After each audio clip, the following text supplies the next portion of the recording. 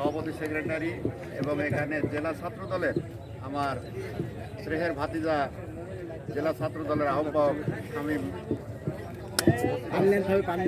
এছাড়া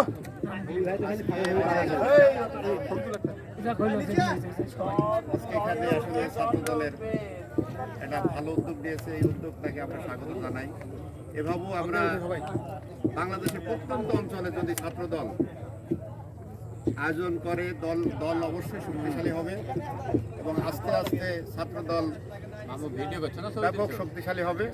আমরা চাই বাংলাদেশ জাতীয়তাবাদী ছাত্র দল সারা দেশে শক্তিশালী হোক এবং আমাদের আগামী দিনের আন্দোলনে দেশনায়ক তারেক রহমানের ডাকে সাড়া দিয়ে এদেশের ফ্যাসিস্ট সরকারের বিরুদ্ধে আন্দোলন করে এই ফ্যাসিস্টের পতন ঘটিয়ে বাংলাদেশ জাতীয়তাবাদী দলকে সামনের দিকে এগিয়ে নিয়ে যাবে, এটাই আমরা কামনা করি এবং ছাত্রদল তৎপরভাবে এগিয়ে যাক এই আশা ব্যক্ত রেখে আমি আমার সংক্ষিপ্ত বক্তব্য শেষ করছি।